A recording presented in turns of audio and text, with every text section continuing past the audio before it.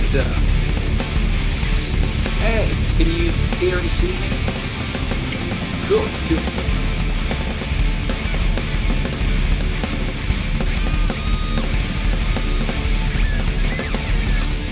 Okay.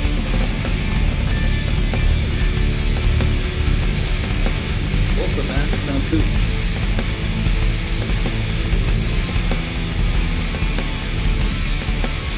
Yeah. Looks good, man.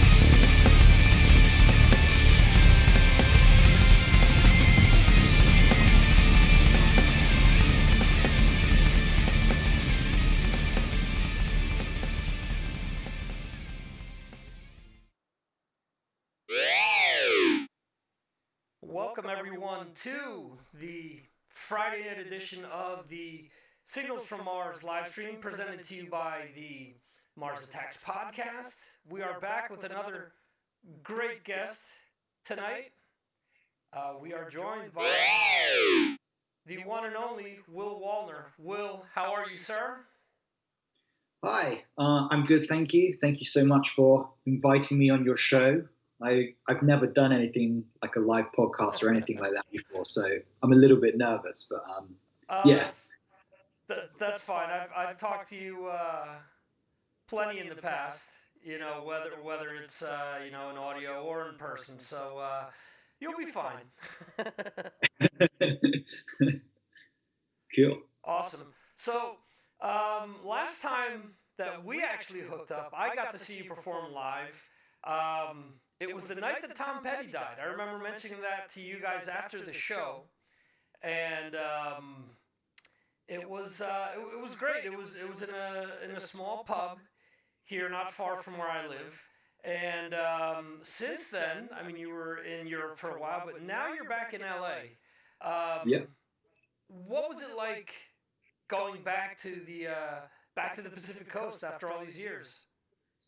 It was great, man. And by the way, that show where I met you, that was a cool show. I really loved playing in Spain, and that was really awesome. It was just like such a cool coincidence that you were able to be there. That the guy booked the show very close to you, right? And we met a bunch of cool people who I'm still friends with on Facebook, and they're all very supportive, leaving me lots of cool comments and stuff.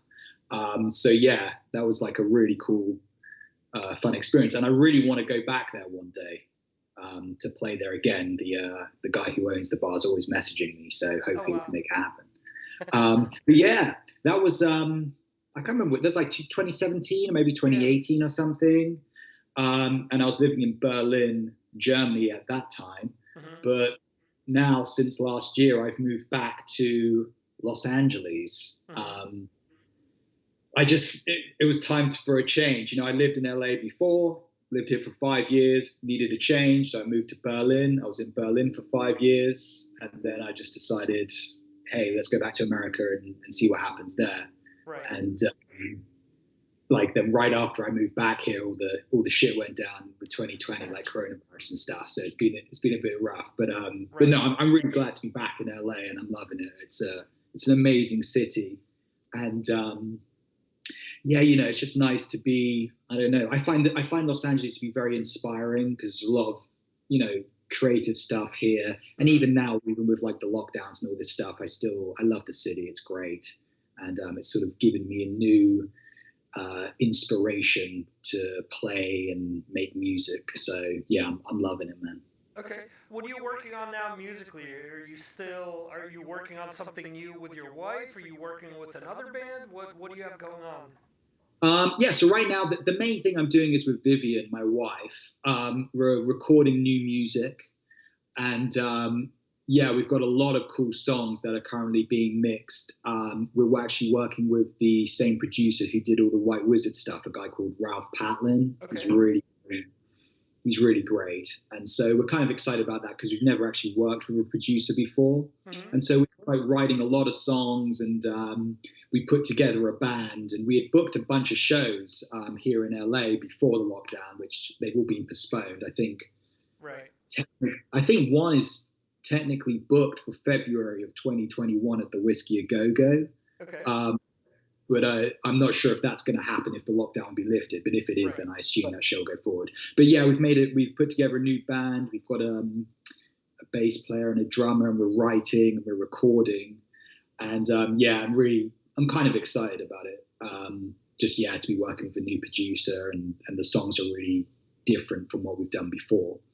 And then I'm also sort of playing as well with White Wizard at the same time. We are currently recording new music as well, and hopefully we'll be able to put something out relatively soon. So those are sort of the two musical things that I'm really focusing on right now. Okay, cool. And with the stuff that you're working on with your wife, are there any special guests this time around? Because I know in the past you had Vinny Appice and different people that joined you guys.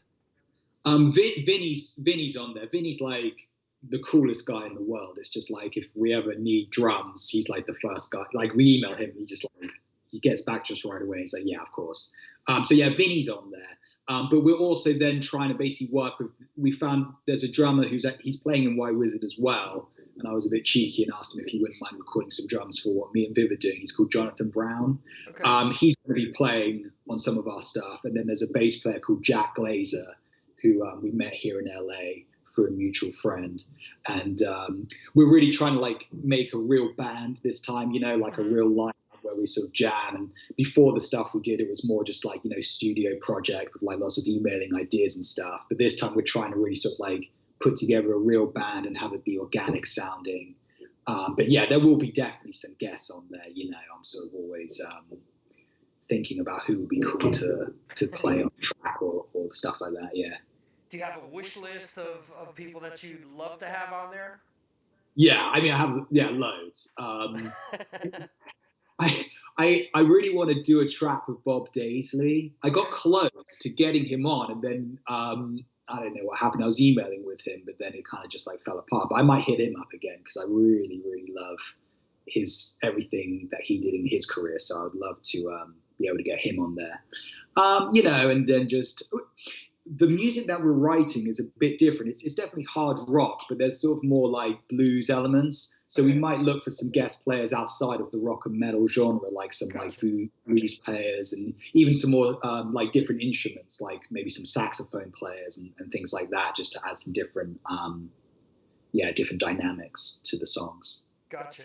Okay. And speaking of blues, because I know that you're heavily influenced by Gary Moore, when I got to see you live, you had one of his guitars with you.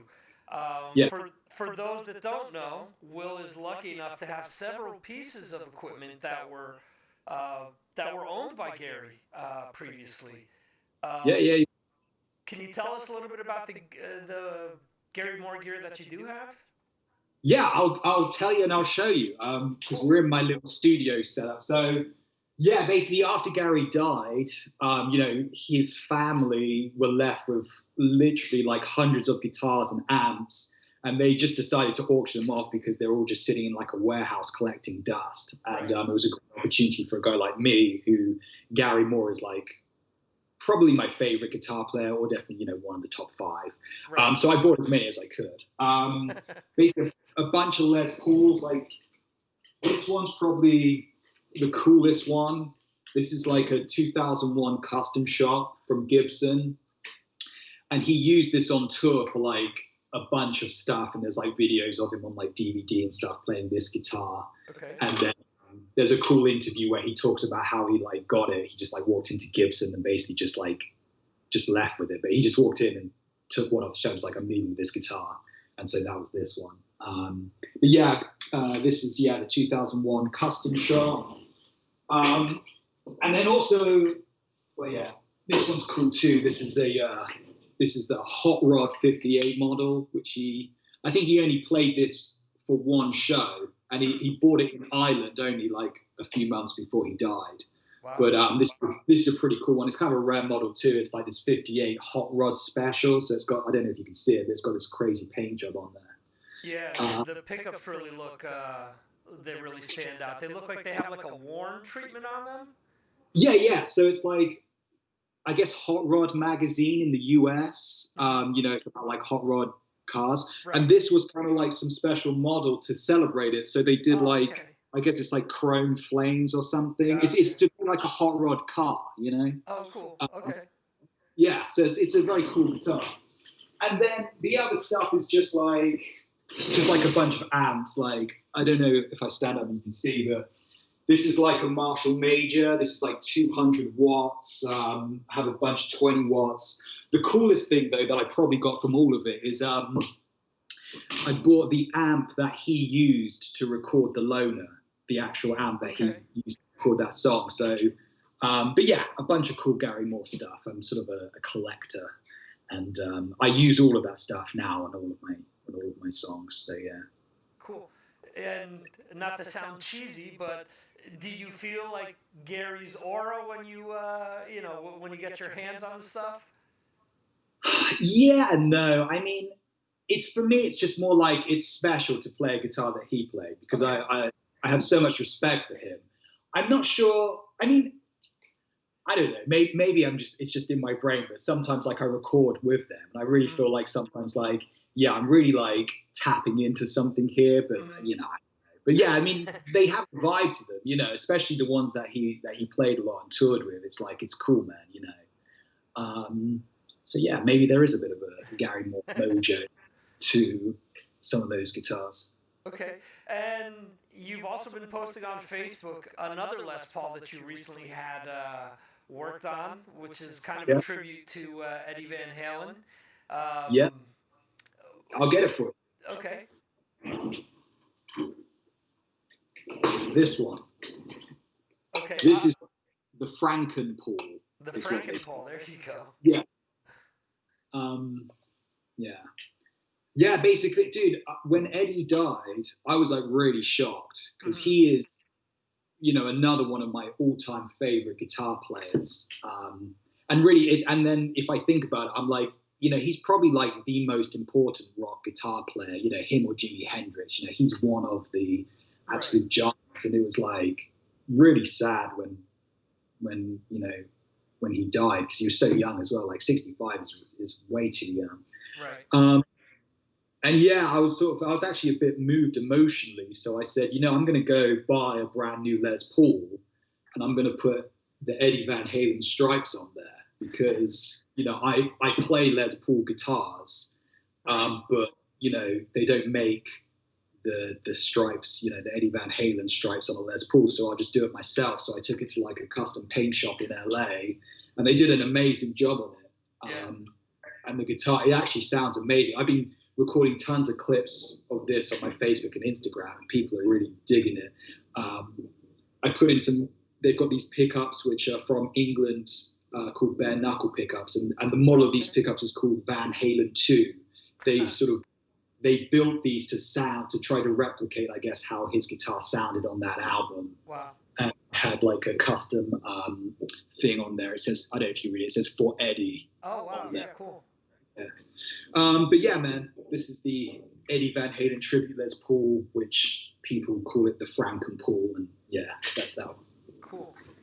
So you've already listed Eddie and you've listed Gary Moore, but I know that you're a huge fan of Ritchie Blackmore as well. So can you put them in an order as to which you feel is most important for you personally?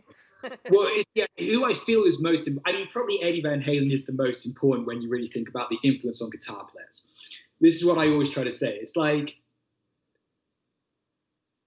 I'd say probably Ritchie Blackmore. I would probably have to say is the most important for me personally, just because, like, in terms of history, he came first. He was really sort of like, an originator and sort of really.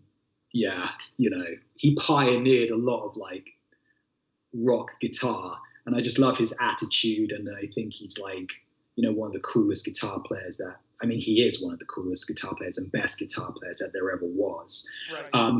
But I do have a special place in my heart for Gary Moore because it's like I only discovered Gary Moore after he died. Okay. And by this point, I had already been playing guitar for like a while. Like I think I was like 23 years old when I discovered Gary's playing. And it was like when I first started playing when I was 16, it was like really special when I would like discover a new player. Like when I first discovered Eddie Van Halen when I was like 16, 17, it was like really cool. And then I would like literally just listen to every single album, like every single song, and listen to every single solo. And it's kind of like you go on this great adventure of discovering new music. And then I sort of started playing guitar for a while, and I never really had that same sort of like exciting feeling of discovering some player until I then, like a few years later, when I listened to Gary Moore again, it sort of reignited that sort of that spark of like magic that I felt when I was younger. Like I was so excited to like discover this player. I was like, wow, I've never heard a guitar player play with such emotion like Gary Moore did. Right. And yeah, so it kind of like it reignited my passion for playing by discovering his music. So Gary Moore has a very special place in my heart. My biggest influences are Gary Moore, Ritchie Blackmore, Eddie Van Halen, and then also John Sykes, who I believe is a very special guitar player, very talented. Yeah. Who would be your number 5? Ooh, that is a tough question. I love a lot of guitar players. I would have to like share number 5. Like I have a lot of respect for tons of players, like guys like Al Di Meola I really love. Mm-hmm. There's a jazz guy called Frank Mbali who's one of my favorite guitar players. But I also love Yngwie Malmsteen. I think Yngwie Malmsteen is actually not necessarily underrated, but almost understood. Like I think he's a lot more than just like some shred, guy. I think his earlier stuff was like really cool. But then, yeah, I don't know. Also, the cliche guys like, I mean, that's actually insulting. I shouldn't say cliche, but like, like the big, masters of the instrument of, who everyone loves, like, guys like Tony Iommi or Jimmy Page or stuff. Right. But for me personally, I don't know. I'm going to think about that 5th one, and I'm going to give you an answer before the end of this interview. But I need to like really think before I commit to it. Okay. And there's another legendary connection that you have as well. When you moved back to LA, you happened to move into a house that used to be someone else who was very legendary, who passed away a few years ago, which is Lemmy. Yeah. How did you find out that it was his house? Yeah, well, that's where I'm sitting right now. This is Lemmy's old place.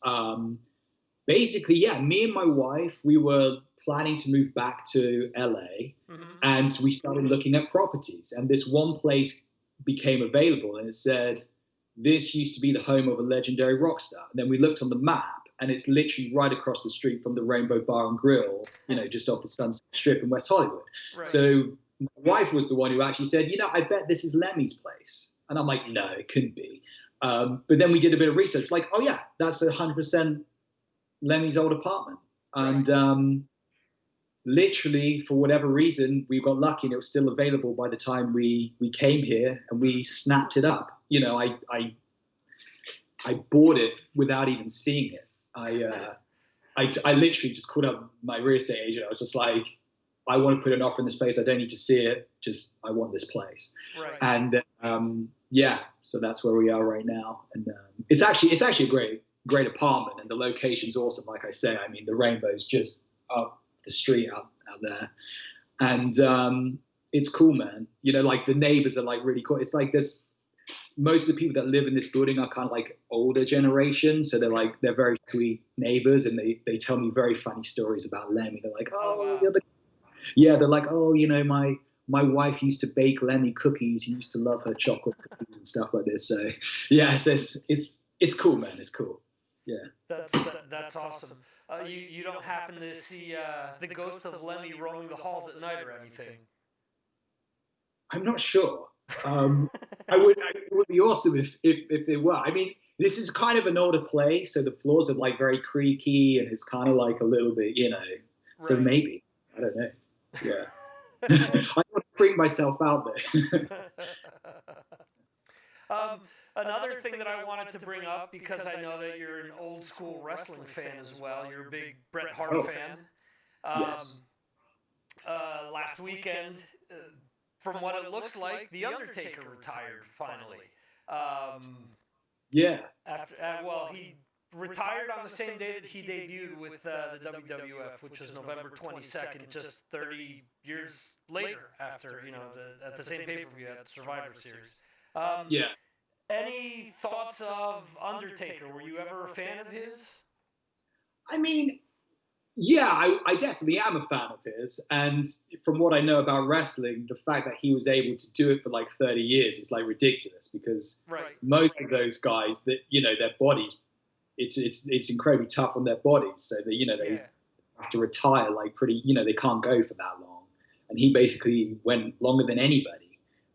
So yeah, it's amazing. He's obviously had a career. And yeah, when I was a kid, I loved wrestling. They were like, kind of like real life superheroes, Right. And yeah, like when I used to watch it, it was when they called it the Attitude Era. Right. And he was like very cool. He was like the sort of like the Prince of Darkness and stuff. Right. And his intro music used to be this very cool like heavy metal song. Mm-hmm. But yeah, man, I don't watch it anymore. It's like I see what happens like on Twitter and stuff. Like, so I didn't watch the Survivor Series. If I'd known he was retiring, I would have. But then I saw it all trending on Twitter. They're like, oh, the Undertaker's done and he's retired. But yeah, so, amazing. And I huge respect for him for going for 30 years. And, I mean, he must be probably he is the all-time great, if not probably the greatest wrestler of all time if you think about it. So yeah. Yeah, definitely. If you think about a wrestler that had a gimmick, because, when we were kids in the WWF, they all had gimmicks. And I guess, like you're saying, longevity, 30 years of being able to play that, portray that gimmick and keep it around and make it relevant, definitely. I think out of anyone that was given a role to play, he definitely did it for the longest and probably the best. Yeah, definitely, man, definitely. No, I remember I had one of my best friends growing up. He was more into wrestling than I was, and and he was like into it that in the earlier era when like there's still like Hulk Hogan, and just when the Undertaker came in. Right. And I remember he was like legit telling me like, dude, you have to see this guy, the Undertaker, like you won't believe it. He's like, he's actually a dead man. And then he kept going on. His finisher, the Tombstone Piledriver, is like the best move you've ever seen. Right. It's like it will kill you. So he definitely, like kids were legit scared of him. Yeah, he was definitely, when he came in, I was like, wow, this guy's like so metal. Just the whole get up. It definitely like felt like someone that could have, as you said, came out to hard rock or metal music. He definitely fit the style, and then to find out years later that he was a huge fan of all things hard rock and metal is really cool. Yeah, man. Yeah. So let's circle back to the music here, and what type of a timetable do you see for your album and for the White Wizard album? Do you have something set in stone, or a specific target date when you'd like to see the stuff released? Yeah. So basically, right now, for my personal thing with Vivian, our goal is to release a single really soon. It's being mixed right now. We just recorded all the tracks. The song is called Back on the Strip, and it's kind of like a story about us. Like we just moved back onto the Sunset Strip. And so the lyrics have like a bunch of throwbacks to like all of our favorite, music.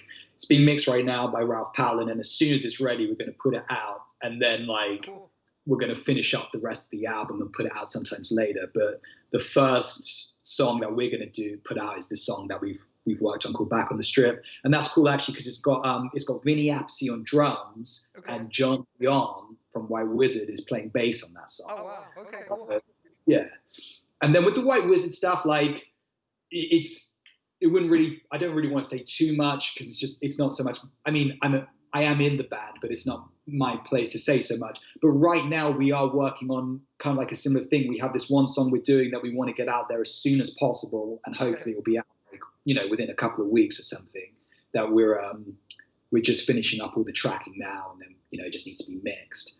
And I think hopefully, if I really hope that White Wizard can exist and do something, because I feel like there's a lot of fans that really love that band. Right. And I think for John as well, it would be great, if he could kind of keep it going and keep it alive. And I think right now, actually, there's actually a pretty cool lineup of musicians. Like I say, we've got this new drummer called Jonathan Brown, who's a really awesome guy. And for a long time now, John's been working with the original guitar player in White Wizard, James J. LaRue, who is such an amazing musician.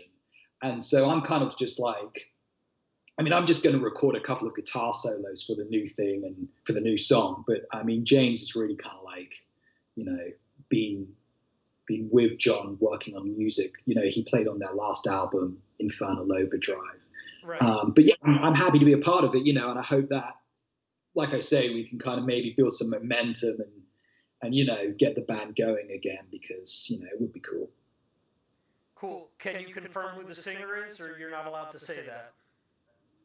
I'm not allowed to say it, but I guarantee you people will love the new singer, and they're going to be like, wow, that's cool. And I actually, we were looking for a new singer, and I put forward this guy. It was like kind of like this crazy idea I had, and I think it's going to work out. And I guarantee I think that's going to be one thing where people are like, wow, that's going to be cool. I got to check out this song to hear this guy singing with White Wizard. All right. Yeah. So it isn't anyone that was formerly in the band then? As far as I know, yeah. I don't know. There's like, we're throwing out different ideas basically, but the guy who I want to sing on it, who I think is going to sing on it, he's not in the band. He played with some other big bands, but he's not with White Wizard. Okay. Yeah. All right. We'll you'll keep us in suspense here. We'll yeah, it's well, I don't want to piss off John. Like, it's still. No, I get it. I know John. And he's like, he's very, I understand it. He's very protective, and so I don't want to like reveal anything before I should have revealed something, and I don't want to get in trouble. So yeah, but yeah, I think hopefully if it's the guy that I say, I think you will be like, that's fucking cool. And then you can come back and listen to this, and like you'll be like, yeah, Will was telling the truth. He wasn't just he wasn't bullshitting us. Yeah. Cool. Before we let you go, I want people to know where they can go to keep up with everything that you have going on. Cool, man. Yeah. I just started an Instagram account a few months ago. Okay. And so you can go to Instagram, and then my name is just Will, and then like a little underscore line thing, Wallner. Or just Facebook. You can add me on Facebook, Will Wallner, or Twitter. You can follow me. And yeah, man, if you're into any of the guitar players I spoke about, or like just music gear in general, feel free to drop me a nice comment or something. Awesome. I appreciate you coming aboard here on such short notice, and it's always fun to talk to you. This is probably like the third or fourth time that we've actually spoken over the years, so it's always great. And I hope that you do get to come out here again, and I get to see you live. So let's hope, fingers crossed, the whole COVID thing, wraps up, and then we can kind of get back to some semblance of, what things were before. Absolutely, man. Yeah, thank you for asking me. It's cool, man. And yeah, like I say, it was we'd spoken on like Talking Metal and stuff like that when we did that before, but to meet you in person was really fucking cool. And yeah, man, as soon as I can, I'm gonna book another tour through Spain, because I love that country. Awesome. Well, thank you for your time, sir. We will be in touch. Cheers, Victor. Thank you so much. Awesome. Bye. And there we go. Mr. Will Wallner there. And we have a few people chiming in here. We have the diehards. Jeremy Weltman over in the UK chiming in saying that he loves Gary Moore. Great guitars. Will's got a lot of cool stuff. That he really showed off there. And he's a great player. So it's not just that he's got the gear. He can he can play this stuff too. You know, it's was funny when I took guitar lessons a few years ago. Took it from David from the band Angelus Apatrida. If you follow me on Patreon, you would have seen their new video. Anyway, I have a Paul Gilbert Fireman guitar. It's his signature. And when I started taking lessons with him, he said, well, just want you to know that regardless how much you practice, you will never sound like Paul Gilbert. I'm like, great, thanks, thanks for the encouragement, you know. No, but seriously, I mean, it was funny, but Will can fucking play his ass off. Yeah, I can attest to that. When I saw him, he played a bunch of his material, and then he played Thin Lizzy stuff. He played Gary Moore stuff live. It was really, really cool. Yeah. So, yeah. Thanks, Jeremy. Fun interview. Fun to talk to Will as usual. And he seems like a great guy. He is. He's really cool.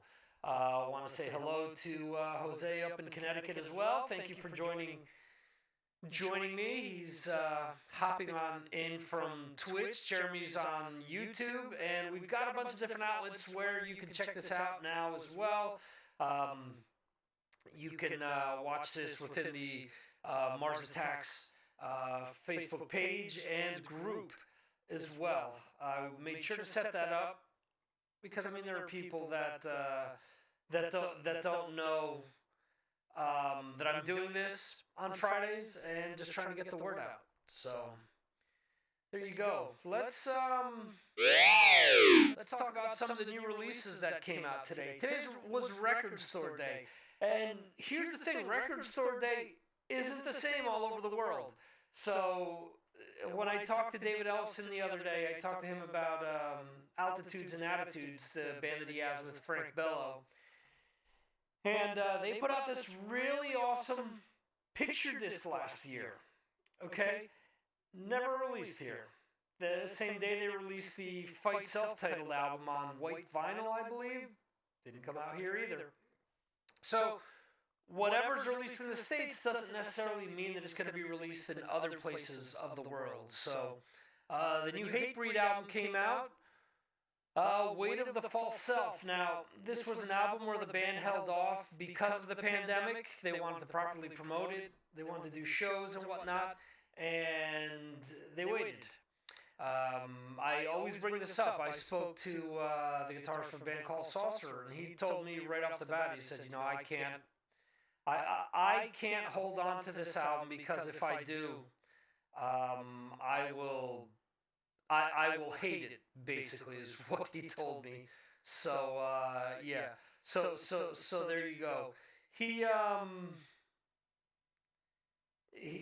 just felt that, you know, he's so prolific that within a year he would be putting something else out anyway. So we'll see. But anyway, Hatebreed held back, and now they did release the album. Dropped today. Once again, like I have been doing these last few weeks, we have the video here from YouTube, and we have the playlist from Spotify.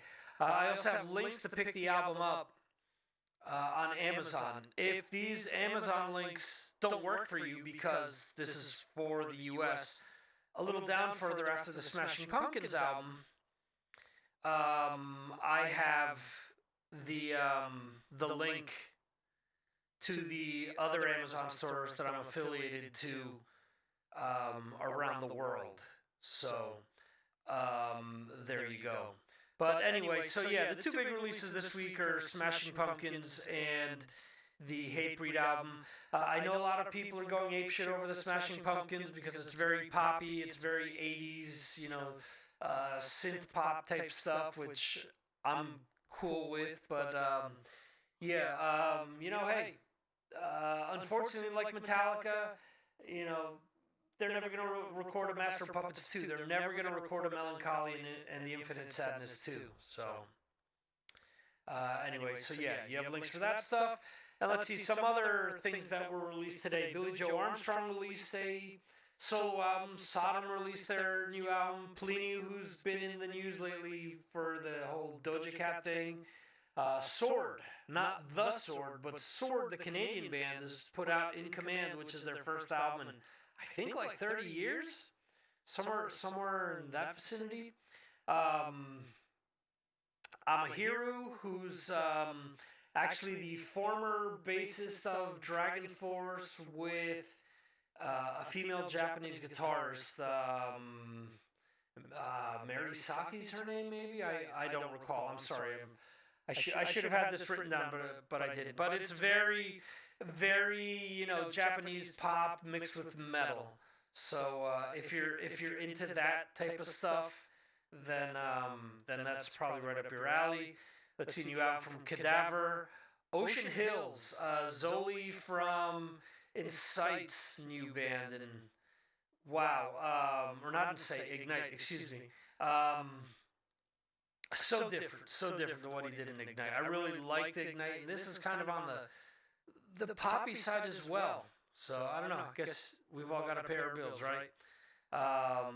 Elaine, which I've featured 3 videos on Patreon, if I'm not mistaken. Jack Slammer, which is kind of cool. Really, the vibe I'm getting from the songs that I've heard off of it is like a Saigon Kick or like an extreme type of a band. Not extreme metal, but extreme the band. That's what I'm trying to get at. Within Ruins Marathon and Oriamnos, I guess is how you pronounce that. EP's Scour, which is Phil Anselmo's band, one of his bands. Morgan Rose of Seven Dust, the drummer who does the backing vocals on a lot of Seven Dust stuff. He's released his first solo release. It's an EP. It's called Controlled Chaos. And Horse the Band, releasing their first set of new music in over 10 years. They've released Your Fault EP. So let's see, reissues, Record Store Day, and at least one re-record here. So we have releases from Ace Frehley, Chris Cornell, Alice in Chains, a split between Corey Taylor and Dead Boys, a Dio live album, My Chemical Romance, Anthrax, Beastie Boys, Pussifer, Tesla, Linkin Park, who just did the release of Hybrid Theory, the 20th anniversary, and they just released Meteora, which was the second album, or the next album they released after Hybrid Theory. Let's see, what else? Masters of Reality, Sunshine on the Suffer Bus. This came out when I was in college, and I played this all the time. Ginger Baker's actually the drummer on this track, or on this album. She Got Me is probably the biggest song off the album. Really cool vibe to that song. Motorhead, an Ace of Spades vinyl expanded edition. They just did a box set, so now there's this, and there's On Parole expanded. Blue Oyster Cult live album, Buck Cherry's self-titled debut, Shadows Fall, Diamond Head, which is Lightning to the Nations 2020. It's a bunch of re-records, and instead of Metallica covering them, they're covering Metallica. So there you go. Sunno, Walking Papers, The Chariot, who I got to see live a few years back with Iwabo. I wrestled the bear once. And their guitarist is now in Fever 333. I have a picture of him with like a unbelievably long booger. It's just hanging out of his nose. It's like, dude, what the fuck? Nails. Okay, compilations. We have Death Angel with the Enigma years, 1987 to 1990. Clutch, The Weathermaker Vault Series Volume 1. Volbeat's released 2 things today. So they released this Hunkus bonus, which is a bunch of bonus tracks and just B-side things that they've already released, but they put it together all on one vinyl release. Riot Archives, Volume 5, 92 to 2005, and Heavy Pettin', the best of. Live albums released today. You have live albums from Dream Theater, Volbeat, as I mentioned, Baroness, Voivod, and Drive-By Truckers. And being that it was Thanksgiving yesterday in the States, there isn't a whole heck of a lot going on news-wise, but just want to remind you guys to, this got stuck. There we go. Want to remind you guys to check out Patreon here. And went over this a little bit the other day. And for as little as $2 a month, you get polls and questions, and you get just a ton of videos every single day. So I just posted the "What are you guys into this week?" I like to post this on Fridays to, get everyone to share with the class. Share and talk about albums that you've been listening to, or tracks that have stood out to you, or TV shows that you're watching, movies, other podcasts.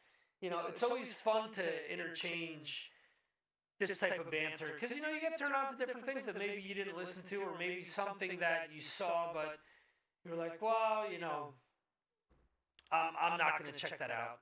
And then someone brings it up here and it's like, well, since Jeremy said it, or Mike Jones, or Steve Hoker, I'll check it out. So it's always fun to check that stuff out. Let's see. So today we have videos from Heartwind, Against the Grave, Soul Syndicate, and Pimping the Live Stream for tonight, Ellefson, Auf Wiedersehen, and just a bunch of other fun stuff. I gotta look over the comments today and answer them, and I gotta get next week's videos up and ready. It's gonna be slim pickings from here to the end of the year because, like I said, with the holiday season, now is when you get a lot of compilations like we saw, live albums, things like that. Not a whole heck of a lot of bands release new material. I'm not saying that they don't, but the amount of new albums drops considerably. So I'll be creative. So if there aren't enough new things coming out, I'll definitely throw in some classic things to have people check out, and I always try to make things as interesting as possible. So let's check out the headlines on Blabbermouth. So let's see here. Let's see. Slipknot is thinking about recording or releasing a new LP. Okay, Ozzy. If I get COVID-19, I'm fucked. Did Anvil invent speed metal? Okay. Wolf Hoffman. Peter Balt's exit from Accept killed me. Tommy Lee welcomed Nirvana's arrival, and Ted Nugent, the election was a fraud. Okay. Let's see what else is going on here. Overkill taps Colin Richardson for new album mix. Swedish metal musicians paid tribute to Ronnie James Dio on Legacy album. Scour, who released their EP today, has also released a video. More Ted Nugent stuff. Athletes kneeling for national anthem. They should be ashamed of themselves. Okay. Journey singer Arnel Pineda releases this Christmas a beacon of hope to kick off the holiday season. Dream Theater's off to a great start with writing sessions for new album. Wow. See, one of the pluses to the pandemic and lockdown is that I think we're going to see a lot of bands release stuff next year. Slipknot, which I mentioned, and thinking about putting another album out next year. Megadeth, 30 years sober bassist David Ellefson isn't tempted by alcohol on the road. Magnum releases lyrical video for On Christmas Day from Dance of the Black Tattoo compilation. A System of a Down, Chop Suey. Video surpasses 1 billion views on YouTube.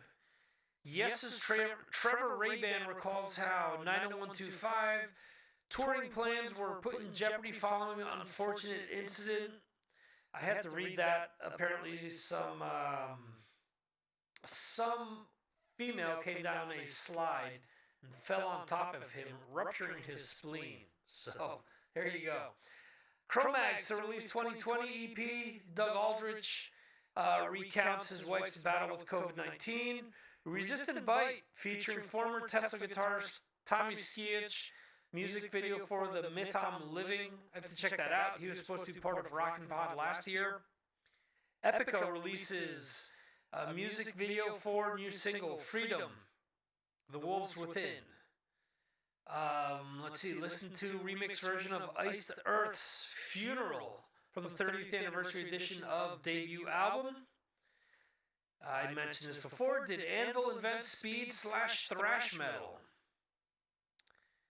And yeah, these are going back to yesterday. Judas Priest, Rob Halford. A lot of music has gotten safer, but the world has gotten so much scarier. Watch pro shot video of Guns N' Roses 2019 performance in Wichita, Kansas.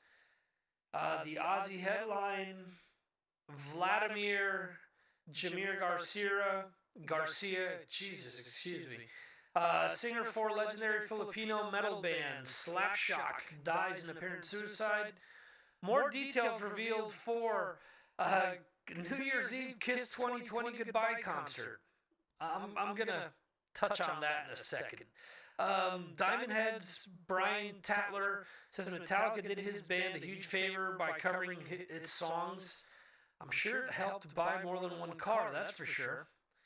Max Cavalera, I want to make a Soulfly record that feels a little bit like a compilation of my whole career. Obituary, Donald Tardy, we are working our asses off to make a monster album. Wolfgang Van Halen says his father didn't want to get involved in the making of Mammoth WVH album. He didn't want to touch it.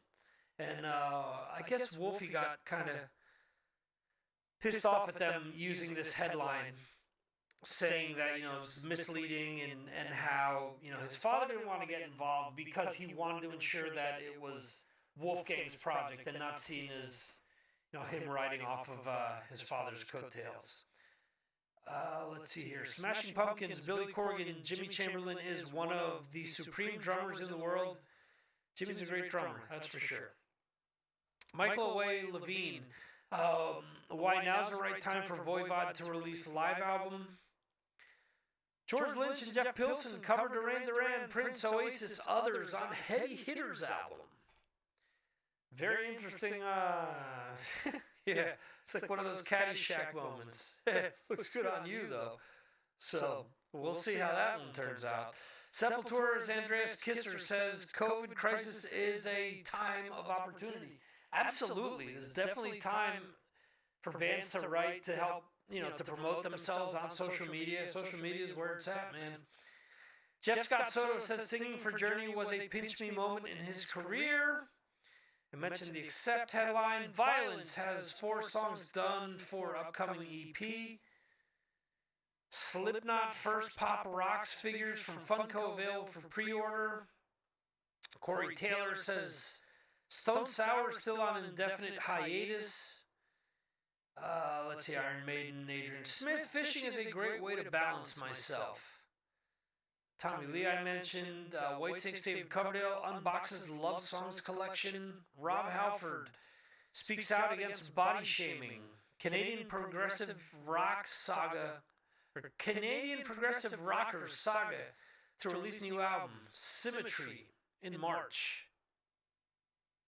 And yeah, this keeps going. It's almost like a bottomless pit. But anyway. So, all right. So I read this. The pricing tier for the Kiss Goodbye on New Year's Eve from Dubai. So $39.99 gets you live stream and 24 hours of a limited replay. So you can plop down on the sofa for 24 hours and just watch it straight. $49.99 live stream and 72 hours of unlimited replays. So, but wait, there's more. $249.99. You get gold VIP package, live stream, 30 days of unlimited replays, limited edition DVD with 16-page book, limited edition T-shirt, and limited edition poster. But wait, so it's $999.999 So I don't know if this is like a Mad Magazine number or what exactly is going on here, but yeah, they're like making up Kiss numbers now. But anyway, for this amount, Platinum VIP package, live stream, 30 days of unlimited replays, limited edition DVD with 16-page booklet, name and DVD credentials and in-book, limited edition t-shirt, limited edition poster, autographed, limited edition hoodie, metal engraved limited edition commemorative ticket, and limited edition vinyl record of the show. Boom! All for one low price of $999 with $999. So I don't know. Are those European numbers, or it's actually $999,999? I mean, I don't know. It's pretty crazy, but let's see. Yay, Braveword still has the Rick Emmett stuff up. Alter Bridge, which we touched upon last week. Uriah Heep as well. Philip Campbell. Let's see. Let's go to the first one here, because it seems like seeing a lot of the same old, same old. Iron Maiden. Adrian Smith talks fishing, going solo with Bruce Dickinson, Killers era. I haven't seen Paul Di'Anno for years and years. Okay. Albert Bouchard. Yeah, this is from last week. Let's see. I mean, a lot of this stuff we already covered on Blabbermouth. A lot of these sites have, for example, Metal Injection has their definitive heavy metal holiday gift guide to 2020. Let's see what this is all about.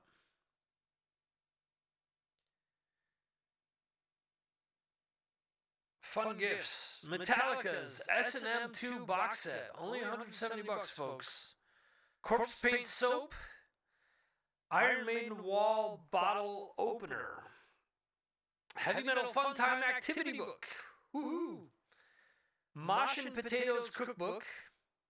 Apple AirPods with wireless charging. Rode Pod mic.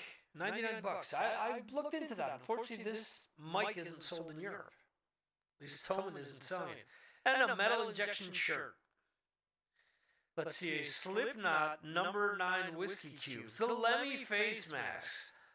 I bought the Lemmy face masks, so there you go. I should be getting them soon. Black Metal coloring book. Metallica's Nixon watches. Metal action figures from Super 7. Deicide, Once Upon the Cross air freshener. Oh wow. Yeah, Ozzy Osbourne Memoirs of a Madman box set. $500 is kind of steep for me. Gwar, Scumdogs of the Universe box set. $149.99. The Motorhead box set that I mentioned before, $161. Metal leggings. Misfits Pom Pom Skull beanie. Year-round ideas. Let's see. Marshall Stockwell 2 portable Bluetooth speaker. Lamb of God. Memento Mori coffee. Pantera stroller. Where was this when my kids were small? Viking jewelry by Grimfrost. There's someone that I know that is a huge black metal fan and black metal artist who's kind of local, who thinks that these Viking, the Viking hammer is a cliche. And it's kind of cheesy, his opinion. Personalized guitar amp doormat. Metalhead box, or the Metalhead box. Let's see. Speedball all-in-one t-shirt screen printing kit. Huh.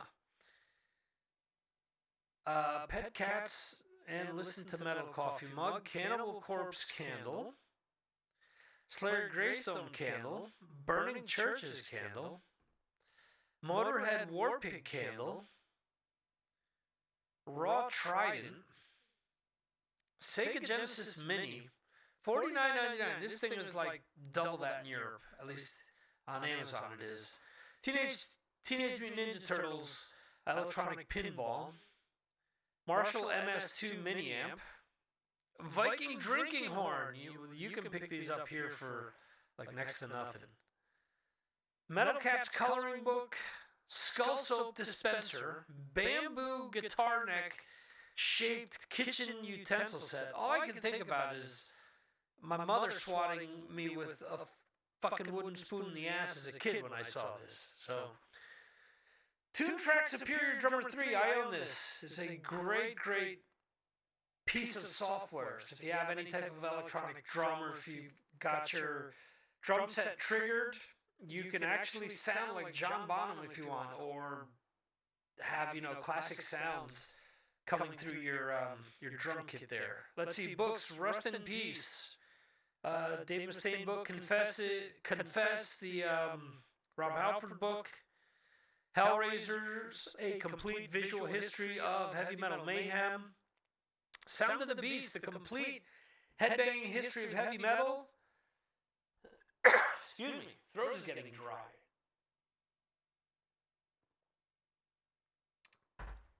Let's see, All You Need to Know About the Music Business, 10th edition. Heavy Metal Africa, Life, Passion, Heavy Metal in the Forgotten Continent, excuse me, and so on and so forth. We'll touch upon, you know, more of these types of lists in the coming weeks. And with that, I'm going to wrap up today's show. Been going for almost an hour here. Thank you to everyone that's watching this live, to anyone that listens to it afterwards. Hope you had a great Thanksgiving. Hope you spent a lot of money on Black Friday. And hope you guys are all safe and sound and have a great holiday season, regardless of your religious denomination, regardless whether if you are religious or not. So hope you guys are safe and in a great place. And that's pretty much it. The podcast format of this will come out shortly. I'm going to be releasing the David Ellison and the Drew Fortier stuff first. And then the Will Wallner will be released in audio format after. So there you go. Thanks for listening, guys. I appreciate you spending the Friday nights with me. And we'll be here next Friday again, 6 p.m. Eastern, 3 p.m. Pacific, 11 p.m. in the UK. And for those on Central European time, it is midnight on a Friday going into Saturday. So there you go. All right, guys. Thank you once again. Have a great weekend, and we'll see you next time right here on the Signals from Mars live show. There you go. See you guys.